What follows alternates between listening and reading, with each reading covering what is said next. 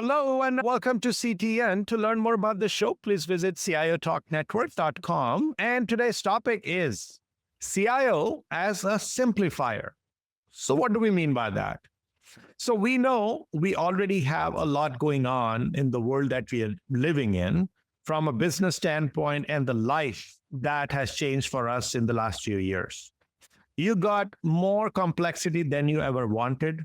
And then you also have uncertainty and you have conflict. And it's not just in our lives, it has also penetrated into the business environment. And it is very possible that many people are unable and unwilling to take action. They are having arguments, they are losing it, and they are trying to figure out how to go about living their life and working in an environment. But then there is business to be conducted. There is work that needs to get done. So what is a CIO doing? Playing the role as a simplifier to essentially make sure that we do not engage in such argumentative speech unless otherwise it's healthy, and actually create some good, precise solutions for the employees so that they are more focused and engaged in productive work and not be succumbing to the pressures and or have any hostility get introduced in the environment. So how do you go about doing that? Our guest for today's show is Piyush Chowhan. He's a Group Chief Information Officer with Lulu Group International. Hey, Piyush, how are you? I'm very good. Thank you. Thank you for having me, Sanjog. Absolutely, the pleasures are. Since I've set the stage, Piyush, let's jump in. Frankly, on one side, everyone is playing nicely. Nobody says anything wrong to each other. That might look on the surface a good thing, but that also means people are compromising. They're not speaking their mind. And that's what we have seen over the years. But then there could also be situations where people are talking and there is a heated argument. So we could come from a train of thought that, oh, this is healthy conversation. Or it could very well be hostility, which is coming out in open and is being verbalized. How do you know? Is it the productive, healthy argument for the best outcome, or is it somebody lashing out? Sure. And I think you touched upon a few points. Let me get it down and then come to the straight answer here. We live in a VUCA world. Yeah. VUCA as a concept has been there, but I think in the last few years, or at least in the last decade, this has taken center stage. Nothing is predictable. Everything is volatile. So are decisions, so are outcomes. Yeah. When your decisions and outcomes are so volatile and conflicting in nature, it is so very important that executives need to play a very constructive role. And one of the key element towards this is the word collaboration, right? In the past, collaboration meant I support you, you support me, and then we work towards a common goal, but not in a digital world. And what we have seen and what I'm seeing when I speak to different board members, when I speak to various CXOs, what I'm seeing is there are conflicting priorities which are coming up. Yeah. So for example, the marketing function wants to control the customer data. The IT or the technology function is the owner of the data platform. The CFO wants to minimize costs. Now, in the past, they would work on making this simpler using collaboration and say that, look, everybody works towards maximizing the shareholder value and then so on and so forth. But in today's context, the digital outcomes are not very simple as they were in the past. Maybe in the past century, it was all very clear saying that let us work towards increasing the revenue, increasing the bottom line, reducing cost, and our job is done. But the business models have been disrupted with the digital coming into play. And that is when the CIO community as such will play a very pivotal role. And I'll give you a little perspective. Marketing always believed that they are the custodians of customer data and customer interactions, customer engagement. And logistics always thought, or the back end, the fulfillment, the supply chain, logistics function always thought that my job is to fulfill what the customer needs. And I don't need to speak to the customer, not any longer. So everybody has to work towards interactions with the customer. Everybody has to, the finance function needs to make sure that the modeling of the business is such that it is much more customer oriented.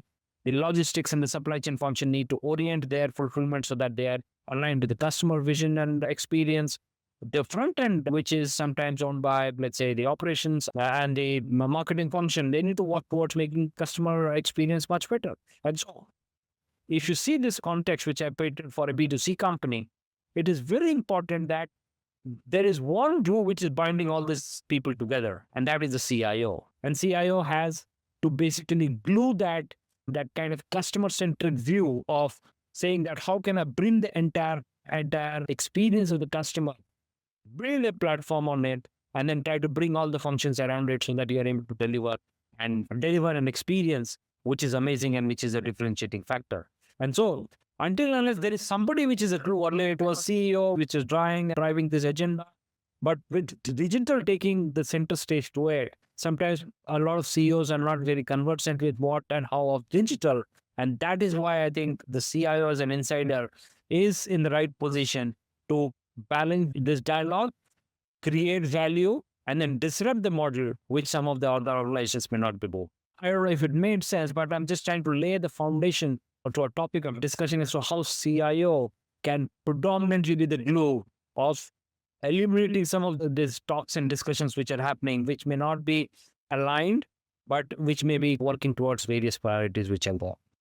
No, this is a good response. The only thing I would like to ask further on this, because you touched more a business leader to a business leader, say an IT and a line of business and executive management. You played, or your response was more hinting that if there is a disconnect at that level, then all of that will percolate down and that will create even more chaos and complexity in the lower ranks, if you will.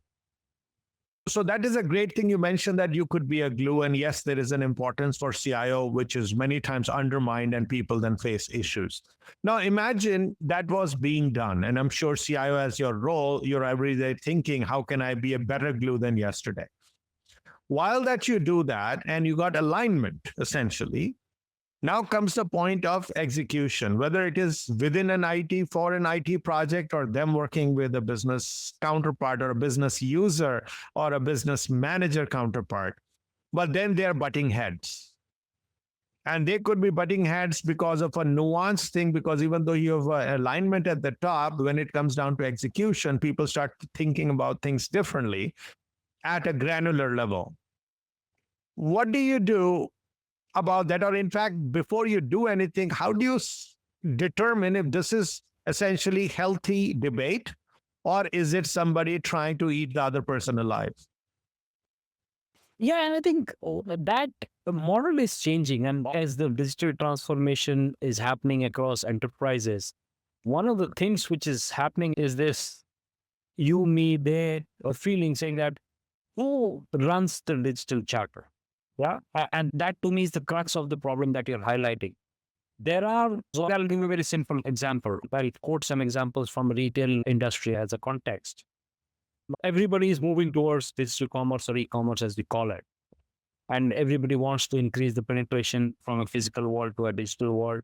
And they want to drive that part of the business much stronger because the customer is moving towards that direction and the experience is moving towards that direction. Obviously, people will start questioning, in a sense, who owns that channel.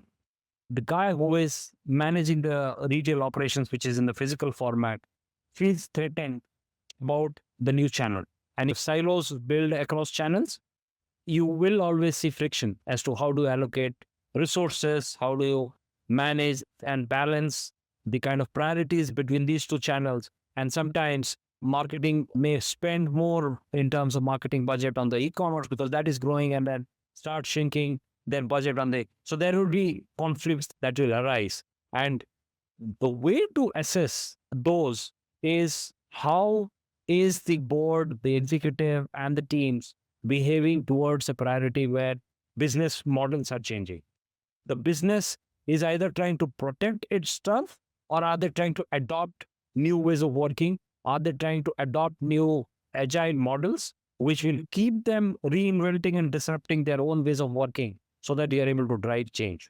Yeah. And to me, that is the biggest bottleneck and roadblock at this point of time for organizations to adopt this digital transformation. And when they're not able to change their ways of working, sometimes the blame starts with various parts, saying that the e-commerce channel will say that marketing is not doing enough to acquire customers. The e-com channel will say that the logistics and supply chain is not supplying enough to fulfill their orders on time. The e-commerce can say the IT is not prioritizing on the projects which are done by the e-commerce. And so there will be blame game all across. And it is for people to understand that in new ways of working, Agile is the mantra that everybody needs to follow. You need to be agile towards working small projects, working more collaboratively with a cross-functional team, so that you are able to deliver to that common objective of disruption that everybody is battling with. I think, to me, the ways of working need to be changed to understand and remove those blame games and those noises which are coming on, which are arising because of the difference in priorities which are out there. And you know that it is easier said than done, right?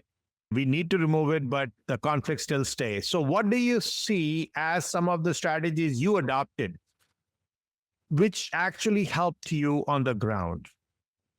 One of the things which has always worked is bring everybody on the same table.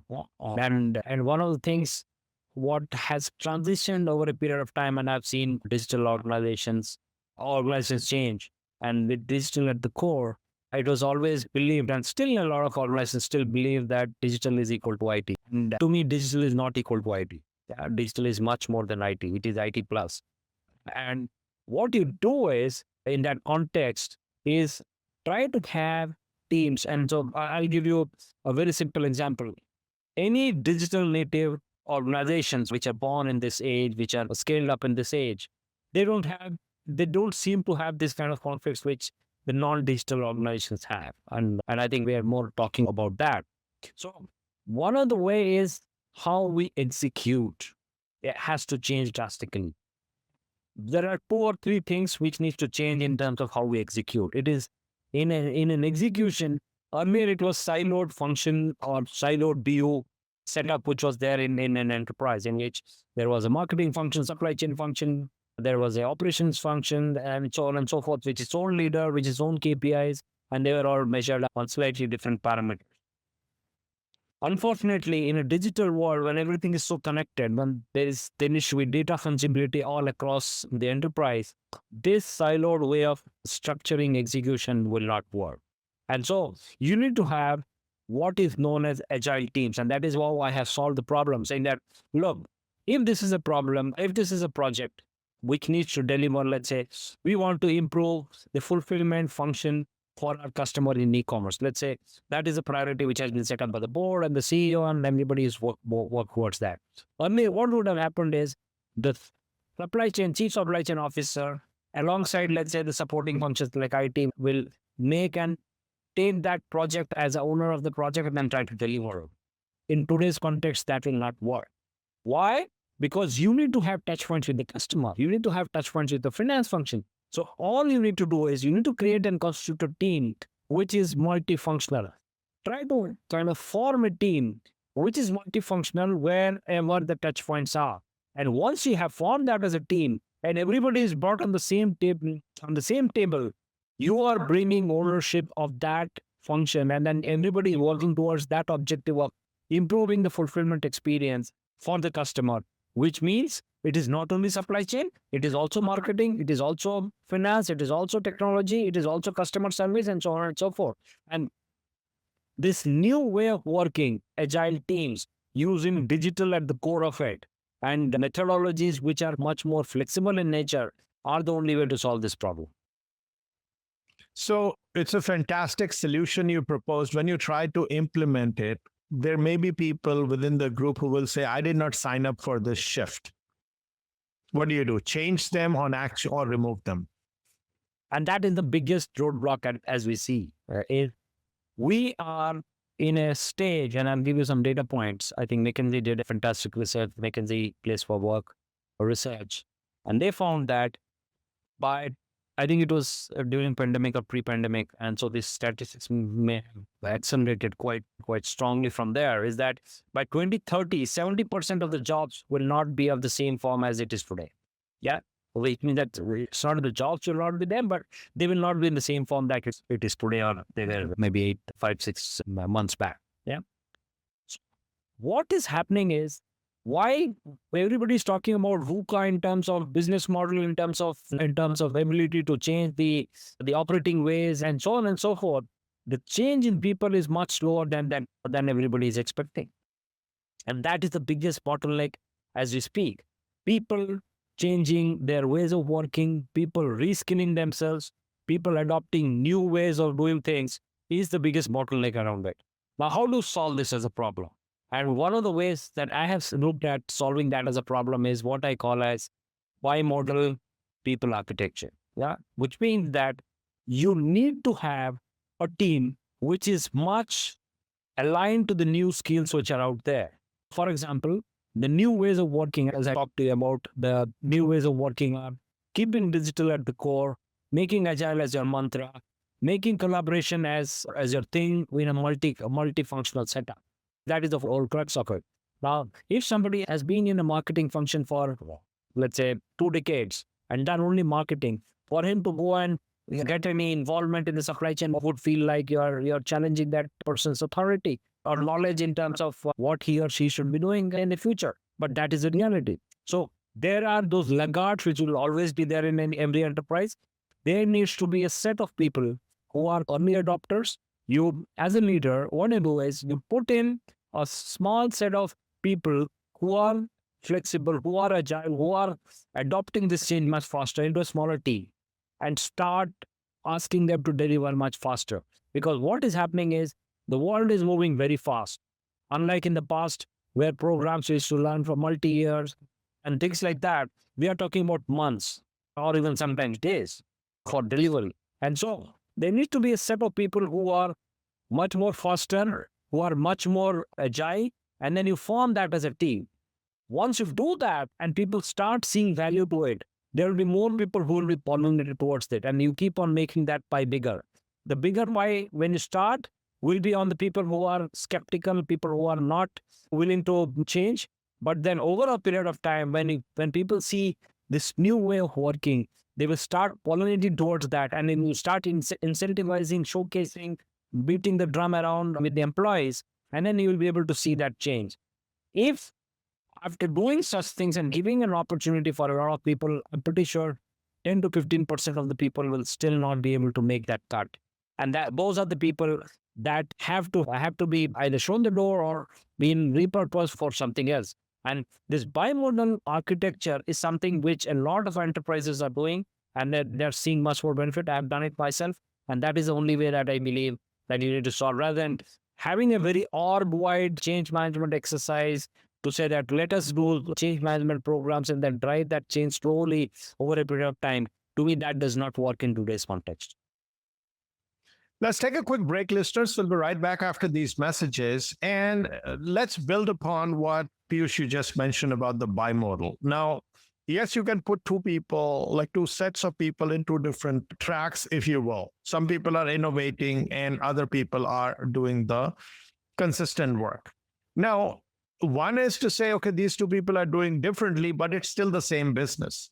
And when you try to introduce any innovation, which means you're going to disrupt the status quo eventually at the execution level. And when you do that, that could create, even temporarily, some hostility, some conflicts. But the user, the end customer who we are all striving to serve, simply cannot be party to it and or be exposed to it, and their experience should not suffer. And all along, in both of these tracks, you still want them to maximize their own individual potential. So one is to say, okay, let's take this bimodal, but what is its impact on the human resource? And how do you minimize the conflicts and hostility that comes up? And secondly, all along, how do you make people from both tracks feel that we are allowing them to maximize their potential and allowing them to blossom? Please stay tuned, listeners. We'll be right back.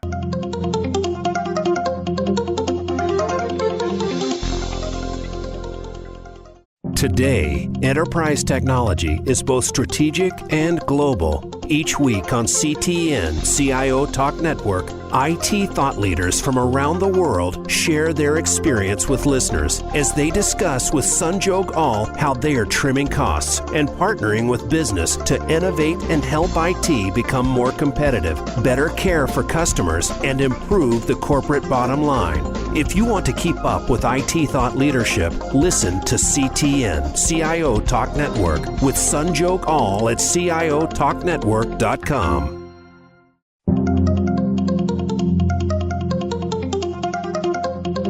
You are listening to CTN, CIO Talk Network, with Sanjog Aul. To learn more about our program, please visit CIOTalkNetwork.com. Now, back to the show.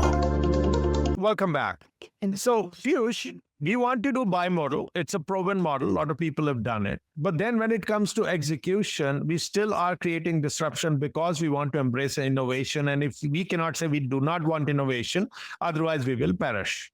So people at the human resource level, in the sense as humans, they still would want to feel that they are getting their potential maximized, they are growing, and all of that going on while you try to get the business agenda met. Your bimodal approach by itself, does it cut it, or there is something more you have to do as part of its implementation to get this ultimate nirvana level outcome? See, the reason why this is coming is because of the speed of change. Unlike in the past where change have come, people have adopted those change and people did it at their own pace, but no longer. And what is happening in this digital world and is that the change is so fast that there is a sizable chunk of the population within the enterprise which is not able to keep up with the pace. And that's a reality. And that is what is happening. Large, more than 100-year organizations are being challenged by organizations which are just 4, 5, 7 years old. Yeah. And that is the reality and that's the fact. Now, either you can continue to live in that pride that I am a large organization, I have always taken care of people, I've given time for people to be comfortable in their journeys, and we have given them enough hand-holding for this change to happen. Unfortunately, that luxury we don't have in this age. Yeah. And that's the brutal fact, whether you like it or not. And so what is needed, and I can tell you, I've worked with the largest retailer in the world. It is a country in itself. Yeah. Which means that you need to make change at a much, much larger scale than it is needed today. Yeah. Which means that you need to do things at a much faster pace than it is needed today. But it does not mean that everything has to be changed at that fast pace. So what you do is, one, you created that bimodal architecture, which is one part of it. Then second, you define those high speed, high velocity, high impact priorities for your enterprise and assign that faster team to that faster projects.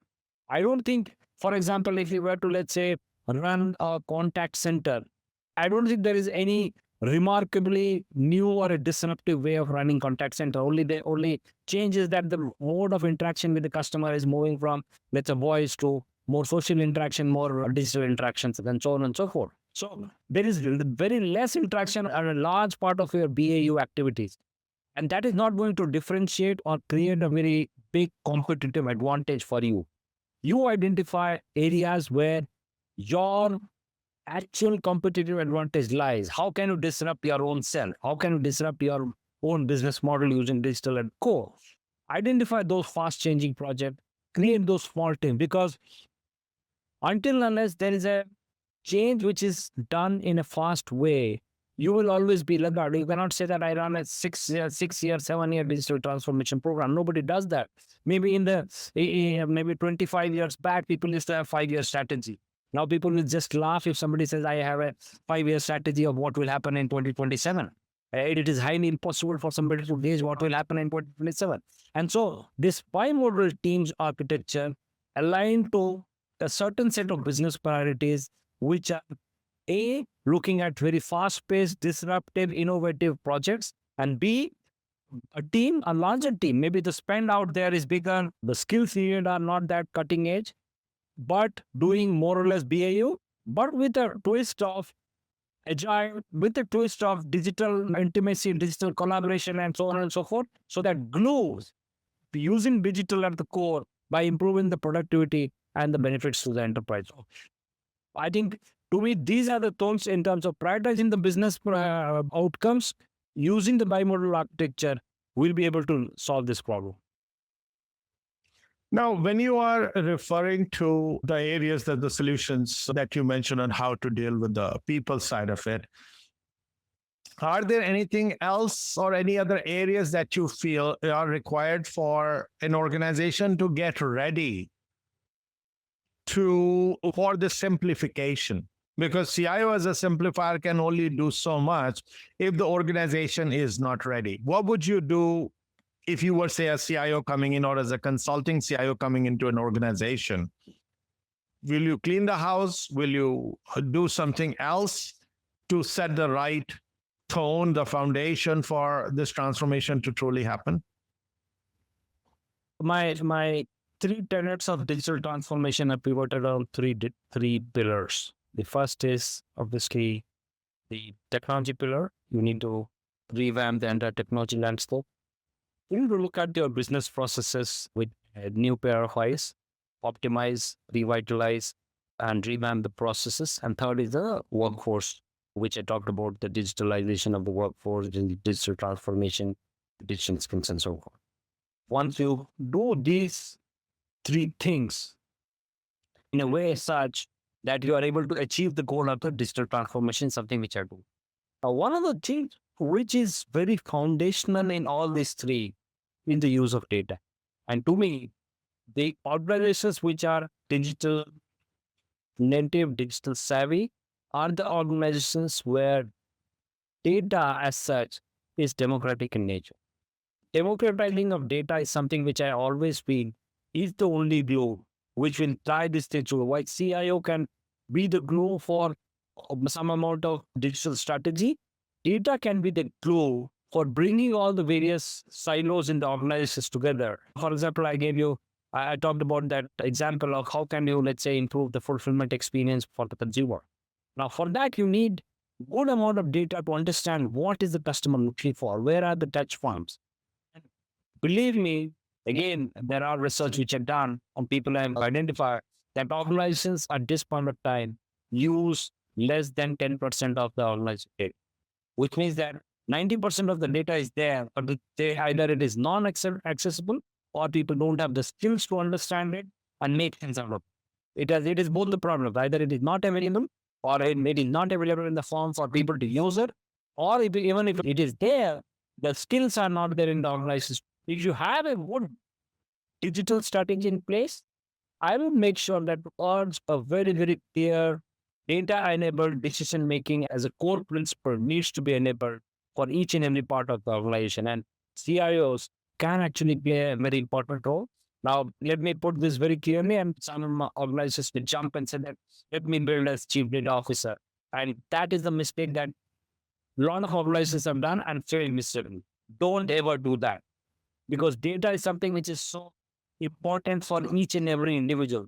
Will a supply chain officer look at customer data? Absolutely. Absolutely.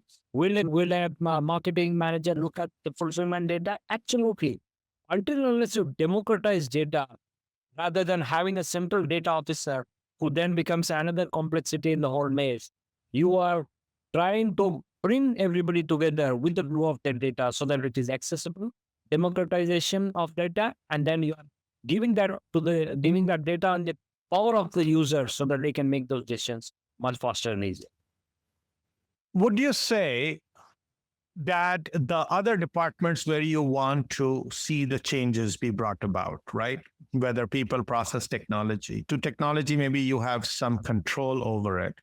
But about people and processes, you can at most be influencing those other departments.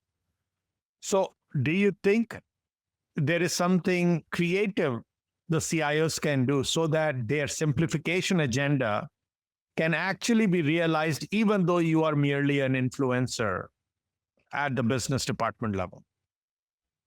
Yeah, and that is to me the biggest bottleneck as of now is at least in the old non-digital native enterprises, the awareness of digital and what digital means is quite low. And hence, your ability to, let's say, I talked about workforce transformation as a big pillar of digital transformation.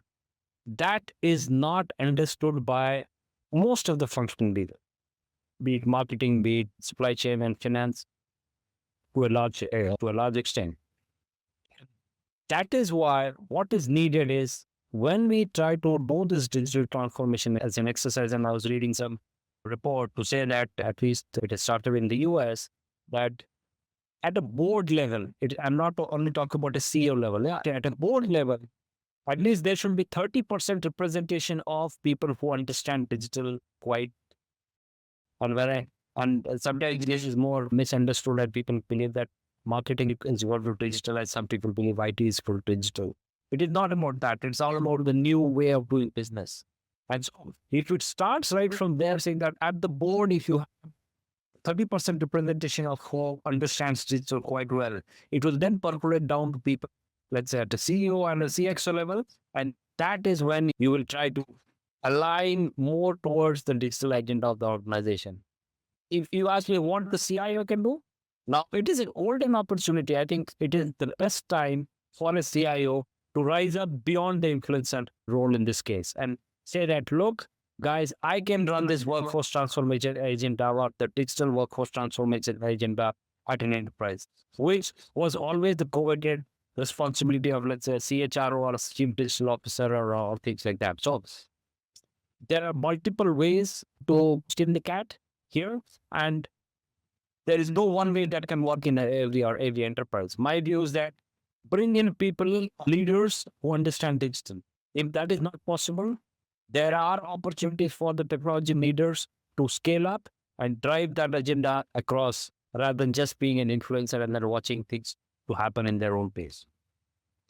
Now, my one last question would be based on the premise that we are no longer in the same world. Like what you spoke about in terms of how you get things implemented, they are very well taken points.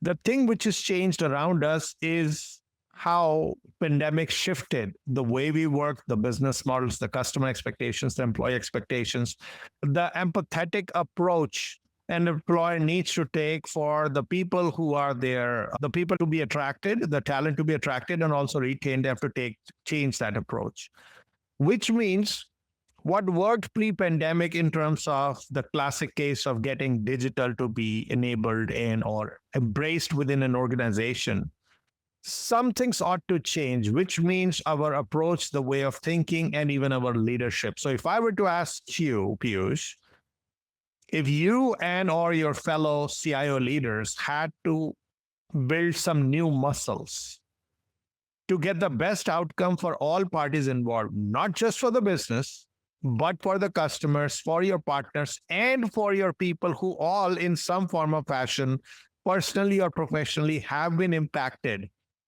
by the pandemic and other business forces and geoeconomic and political forces, what would those new ways of thinking and new leadership ideas, traits, and muscles that needs to be developed for us to be effective going forward? Look, I think the ways of working have changed drastically for sure. It's more a cliche now, but I think people are still grappling with how do you collaborate in the new environment. One of the things that has been brought to the forefront is there was a lot of waste in terms of effort, which was there in enterprises. And that is why you suddenly see that people who have adopted this new way of working are automatically seeing increasing productivity, increasing kind of revenues and reduction in cost, which means that this new style will continue. And because there is this significant benefit, but there are this must have the haves and not haves, which are brought to the front. And there are a lot of enterprises which are still are in the middle path in which they are trying to figure out whether to go this way or whether to go this way. And that's why you see there are enterprises which have gone ahead and said that, look, this is the new way of working and that will continue for a very long time. There are a few people who have said that, no, we will still watch. We will understand what is going on, how this will adapt to it. And those are the kind of followers which will continue. To me, the biggest way to look at it is work from anywhere is a reality. Yeah. I will not be surprised if in 5-7 years we will see enterprises in which they predominantly have even executives working from anywhere without any physical collaboration in place, which is already happening with digital native companies, but for large companies also start to happen. So in that context, how do you work on strategies? How do you work on collaboration? How do you work on new ideas? How do you work on innovation models? How do you disrupt? How to look at disruption as a challenge are something which are quite intriguing. I don't think I have an answer for. I'm also watching the space as many others who are watching. But I believe that people will strive in the future, people who understand how to collaborate very well without being physically present in the place that they are. And to me, this might sound very easy, but it is not as easy as we would imagine on research. Because we are still building the after effects of pandemic is that we are still building on what was being done pre-pandemic. Yeah. All it has happened is it has accelerated those adoptions, but we are still doing the same thing that we were doing earlier. I will still watch this space, how collaboration increases and how collaboration changes. I'll watch this space as to how delivery and execution models keep on changing and evolving. And I will watch how the roles and responsibilities of people will keep on evolving and changing in the days to come. Once again, thank you so much, Piyush, for sharing your insights about how CIOs can indeed work towards business management, managing upwards, managing sideways, and managing downwards. Or in fact, instead of saying managing, lead upwards, downwards, and sideways to truly become a simplifier. Thanks so much. Thank you for having me. It was a pleasure speaking to you, Sanjog. Thanks again. And listeners, please like us on social media and subscribe to our podcast. Once again, thank you for listening to CTN. This is your host, Sanjog Aul. Till next week, take care and God bless.